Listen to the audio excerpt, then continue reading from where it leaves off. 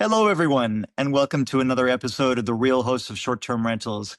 Today's topic is back-end operations, something that we all have to deal with when we're running our businesses. And there's a small group of us today, but we wanted to chime in and make this a valuable episode for those watching. Hopefully, there'll be some tidbits that you'll be able to take away from the episode. So let's dive into back-end operations. And Ray, do you want to start with some suggestions for people on this topic? Yeah, I can get started. So you can take this a few different ways. If you're first starting, my recommendation is to really record everything, get everything documented, write everything down, and keep all those things in a digital repository like Google Drive.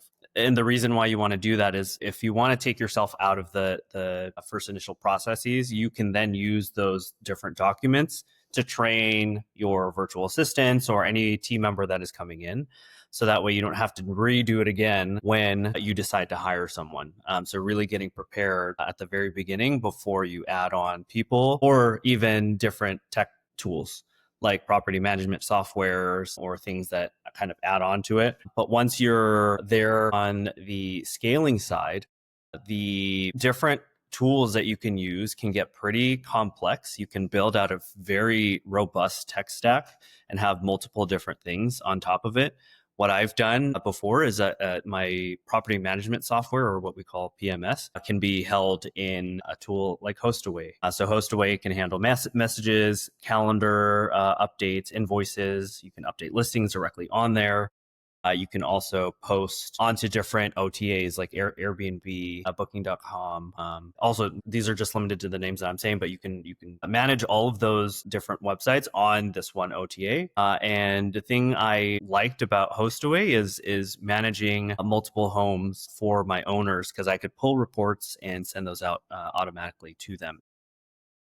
Some of these tools like HostAway have their own cleaning management tool, but I personally didn't like how it was kind of clunky. So what I did was I used Breezeway as a separate tool to track all of my requests. And Breezeway basically helps track all of the things that are happening on the operational end, like cleaning.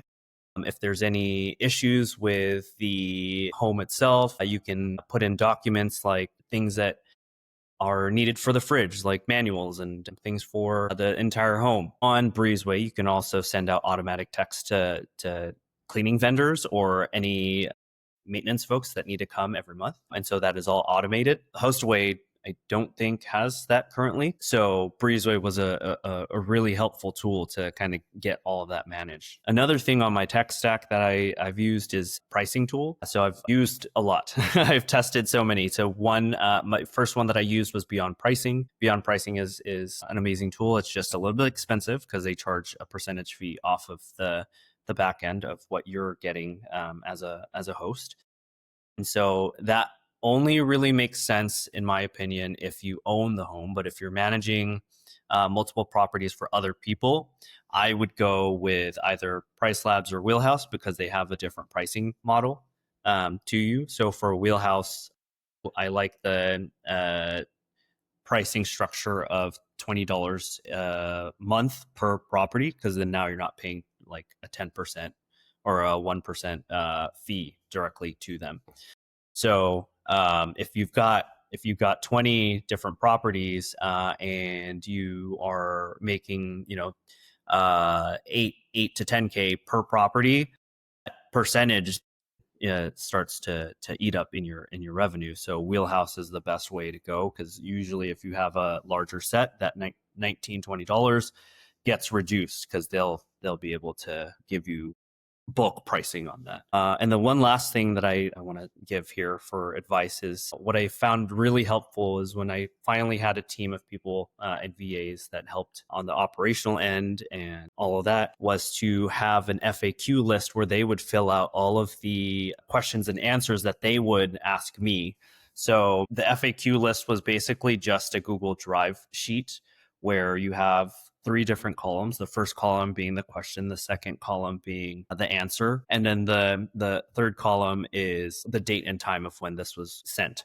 And then the reason why we put it in a Google Sheet is that anyone who is now onboarding can now look at all of the FAQ items. And then if they are missing any of those questions or have another question, I usually guide the virtual assistants to go to the FAQ tool first, search their question or keywords around that, and see if it's in there. If not, then they ask the manager, who usually is another virtual assistant, but they have a little bit more experience with the team. And then if that virtual assistant doesn't know that answer to that question, then they reach out to me.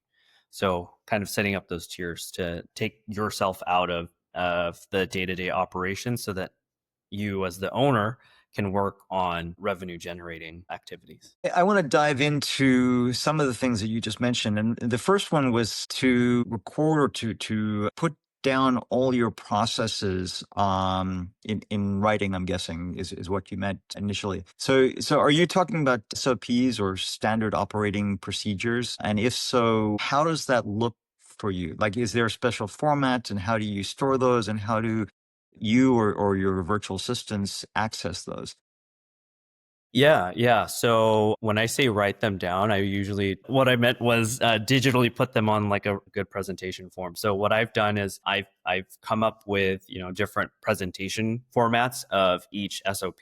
Every item, like how am I going to edit a listing? So that's one document. How do I update pricing on a wheelhouse? That's another document. How do I onboard someone if you're a virtual assistant manager? How do I train someone to do this? So then that's a different SOP. So all of those are in a Google Drive file that they have access to, and everyone has access to. And VAs have different permissions to things. So like the virtual assistant manager, she had access to just the owner reports, so she can send them out directly to the owners. So you can set it up in whichever way you want, but usually I like to document my things in like presentation format. I haven't used Canva yet, but I heard Canva is a really good tool to be able to put everything in there, and then pulling those PDF formats and then just throwing them into a Google Drive file. And one thing that I used to use was on Legends X when we were with Jasper, we had essentially a Bible of like all of our SOPs. So I put in all of our items in there, and then each tab has their own different section. So if you want to split it up that way, I think it's actually really helpful if you have multiple properties and a huge team, because then you can just give that entire thing to a new onboarded person. Yeah. I think the key really is to be as organized as possible. And I think some of the things that you're explaining here help one get organized, because very often when you're in the throng of things, and you've got a guest inquiry, or you've got a new booking, or you've got something else going on, you need that information really quickly. One of the tools that we use, and I'm not sure if you meant this when you said Canva, but we use ClickUp, which is really a database repository that allows you to both plan your time but also store different documents and information. So just to give you one example of that, we have in ClickUp a folder where it's very quick and easy to get all details about each one of the properties. If a guest doesn't know where what the Wi-Fi is for a property, we can just go into ClickUp, go to that property, and look up Wi-Fi, and it'll show it within the file of that property. And you can add in as much information as you want for each one of those properties. So I think that's one of the keys to being successful in this business, is to be well organized ahead of time. Yeah, I agree. Michael, do you want to talk about what you guys do for I back think end all the operations? stuff that Ray said makes a ton of sense.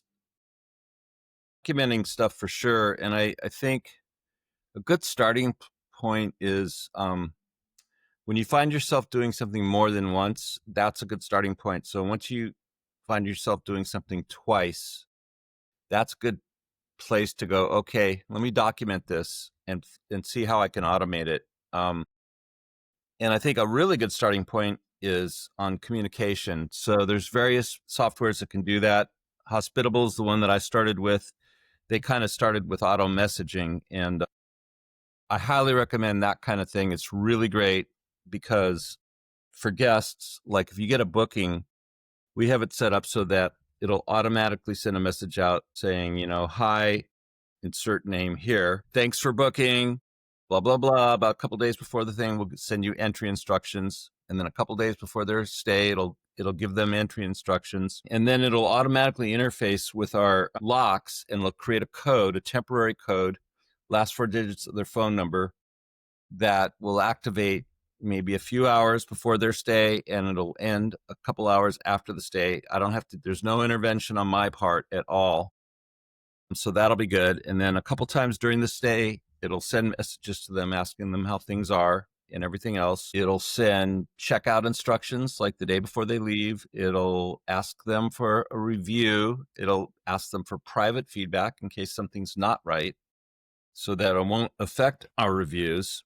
And it's really, really helpful because it takes a huge burden off. And of course, you always monitor it and you can always jump in. But if there's one thing I think that makes a huge difference would be to find a really good, and I know there's a ton of different softwares that will do this, but I think the auto messaging saves us a lot of time. And one of the best messages that we have set up is asking for private feedback for stuff that's not 100% perfect, that you ask them not to put in the review, because it's really given us room for improvement. Meaning, if somebody says something about the curtains or this or that, or the knife not being sharp, if we get more than one of those, once again, if it's more than once, then we go, okay, we're going to fix this. And so then we have our list of stuff to do that's not necessarily stuff that's broken, but stuff to improve our listing and to try to improve those reviews. So like I said, we use Hospitable, but I think most of the major property management systems softwares use it. And we actually use it as well to send text messages to our cleaners. Anytime there's a change or a cancellation, somebody extends their reservation or wants to check in early or whatever, automatically sends these things to the cleaners. And we can also give cleaners access to the calendars. So that's another thing that's automated. So we're not constantly telling the cleaners, hey, you got to show up tomorrow. So that's, if I had to reduce it down, that would be my one suggestion, would be start on automatic communications. Yeah, and I think that it's not just with guests and cleaners, but also with owners. You want to communicate with owners when there's a new booking, what the revenue is for that booking, etc., and that can automatically be done with most of these softwares. Actually, I don't do that. Oh, really? Oh no, I don't want my owners involved. I try to keep them as far away from that, actually. Okay. That's a great idea. The less involvement, I mean, some owners, they want to be co-hosts and they want to see every communication, but until they ask, I don't bring it up. Right. Interesting. I wouldn't have the communication with the owners, but what I mean is that just to let them know when there's a new booking, they want to know their calendar and when there's bookings that are coming in and revenue. This is something that our owners have requested from us. So yeah, I guess it depends on each market and how you run the business. Yeah, Yeah. I just feel like the less involvement, the better, because I just feel if I get owner, I just don't want to feel like I'm being micromanaged, because then I probably won't do it what's best in their best interest, because Yes. I don't want to feel like I'm going to get second guessed Right. or have to. I mean, I'm always going to do what's in their best interest, but they might not always understand why. Or agree with it. Yeah. And I can explain it to them, and I've got no problem doing that. But Yeah. that takes me away from other stuff that could be helping them Right. make money. Yeah. I am curious to ask you, Michael, the suggestion of messaging guests to get feedback directly before doing any reviews. How do you, like, at what point in the booking do you do that, and how do you do that? I think it's like it's before we send. It's right around when we send the checkout instructions. So it's like a day or two before they're gonna leave. we just ask them, we tell them the importance about good reviews. And we said, if they have any issues, please tell us privately. We want to improve things, Yeah. blah, blah, blah for the next. And this is all true. It's not like we're not, it's all straight from the heart. Yeah. But, and, if they do give us suggestions, we always thank them afterwards, and we always tell them, we'll deal with it or we'll do the best we can. And so we're really straightforward about that. Most of the time, it works out pretty well, and usually it's pretty minor things, but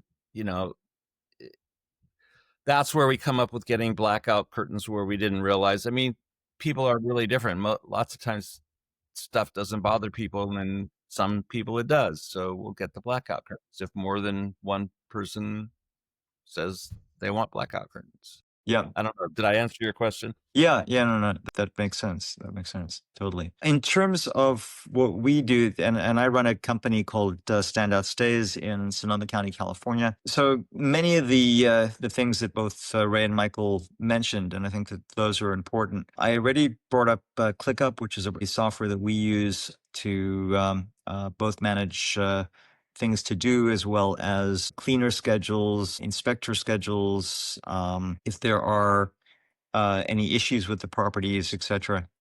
And then a couple other things that I wanted to add to that. We have these small whiteboards that we've already put all the different inventory of products that you need to replace on those whiteboards, and we've laminated them. And those whiteboards are in the cleaning closets.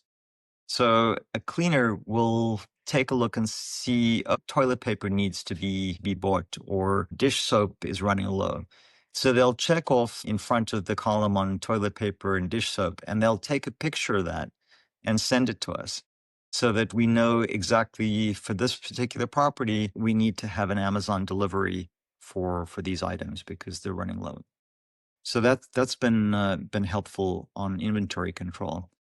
And then there's another thing that I wanted to bring up, and that is when you get a new property, my recommendation is to do either a Matterport video walkthrough, or you can now get these 3D cameras, not 3D, but basically 360-degree cameras that you can do walkthroughs of the house. The advantage of doing that is that if you're not local to the home, and the house needs repairs, you can take some of that video and do a loom video. So you can basically say, okay, you enter the house here, you go up the stairs, you make a left, and this bathroom on the left-hand side, the sink is clogged. You can then take a link to that video and post that on Thumbtack and get quotes from plumbers who will then, by looking at the video, will be able to give you a much more accurate quote and do all of this virtually. So that can really help, especially for remote management of properties. There's a lot of software out there, and I think that as you get into this business, you'll be using and testing different softwares. But you really need to make sure that you at least have software that manages the pricing, that manages the calendar, that manages your cleaners, etc., because those are the key things to success in this business. Any last thoughts on back-end operations, guys? I've got two. I kind of wanted to circle back on what Michael had mentioned about owner management, because I feel like there's a little bit of a catch-22 there, because for me at least, like, I value transparency when I am sharing information, and I'm sure we all do, but I think the downside of sharing all the information that you think is very helpful for the owner might actually bite you in the butt later down the line. So one of those things that I found that could be deterrent was the owner dashboard. So access to the owner dashboard 24/7 at all times, because HostAway and other PMS tools are able to do that for you. So I'm curious your guys' take on like owner dashboard visibility. Yeah, good Good point in question. I mean, I'm looking forward to it. So we're in the process of transitioning software from Guesty for Hosts to Hospitable. Guesty for Hosts has a very basic calendar link that you can send to anyone, and we use it for our owners.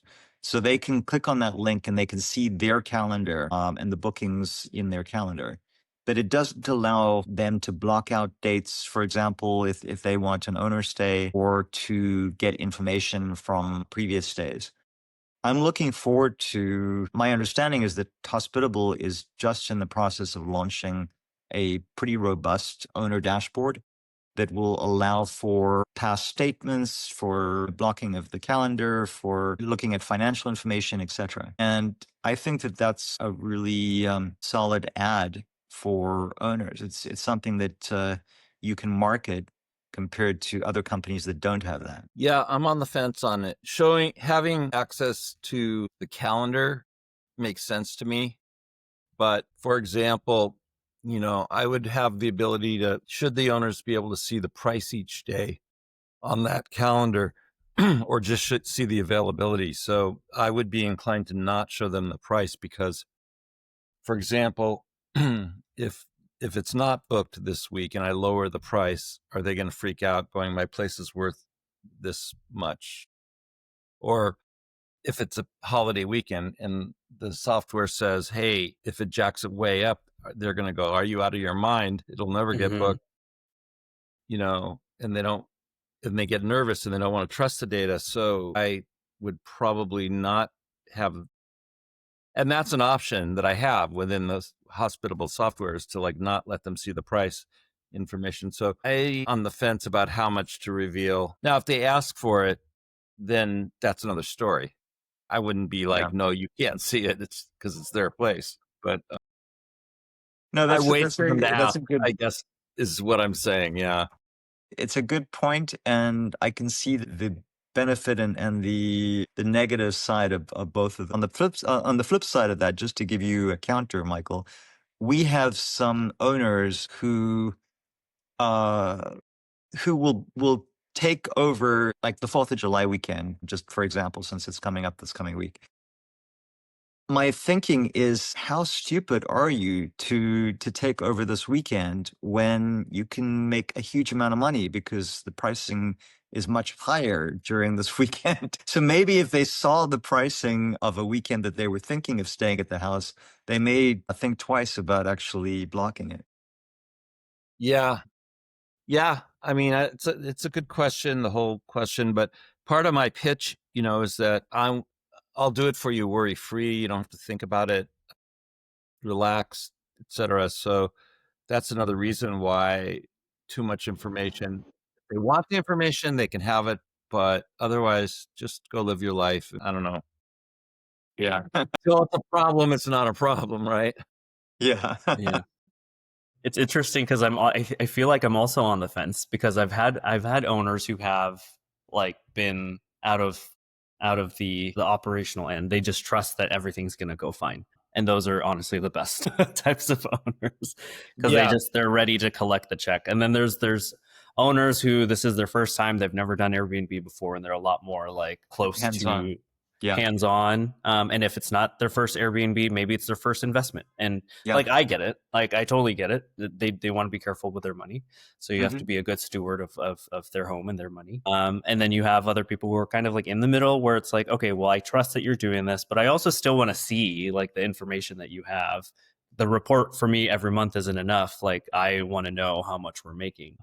But what I've found is generally, if I do share the pricing per day, I do get feedback of why is this low? Why is this high? You should be doing this. And I'm okay, thank you for your input, but this is how we operate. We're targeting the total number per month. There's a huge explanation that has to go into it. And for me, that just takes away a little bit more time of the other revenue generating stuff that I'd like to do, to just have to answer this question, because it will be a lengthy email or a lengthy text message of why this is the case, right? So yeah, and there's also the average. I'm in a seasonal market, so some months are going to be less than others, and so you have to remind them it's an average. So I've kind of got a new owner. She's a worrywart. Her place is doing great, but it's only been up for like 2 or 3 months. And we're just now entering the summer, and she invested a bunch of money in furniture and a bunch of money to, stage the place. We think it's doing gangbusters, and we're just in, going into July, and somebody wants to rent it for a year. And we're like, you shouldn't do that. You're about to just make a bunch of money, and trying to calm her down. Mm. You haven't even gone through your first summer yet. And, it's just, she's going, well, if I'm only making this much per month, because she's like judging it against March, which we were only open part of March, and then April. And we didn't even show up on the reviews because we didn't even have 3 reviews at that point. Right. So yeah, it's, I guess what I'm getting at is that she should just have a little patience. And this was all explained up front, but, and I totally understand it, but this is a case where the less information, the better, because it's like that vacillation from every little thing. Yeah. Really can get distracting. Like if I start a little text one moment on a given evening, like 4 hours later, there's like 20 texts, right? Back and forth about, anyways. Yeah. Sorry.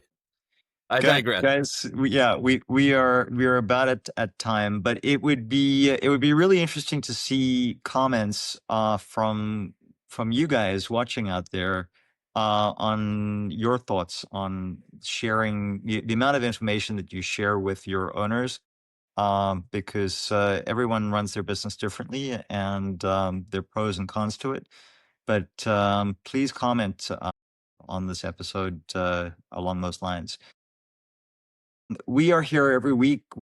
We talk about different topics in the short-term rental industry. Please share and like this episode and the podcast. Let friends of yours know who are in this business. And we look forward to seeing you again next week on The Real Hosts of Short-Term Rentals. Thank you again for joining us. Bye-bye for now.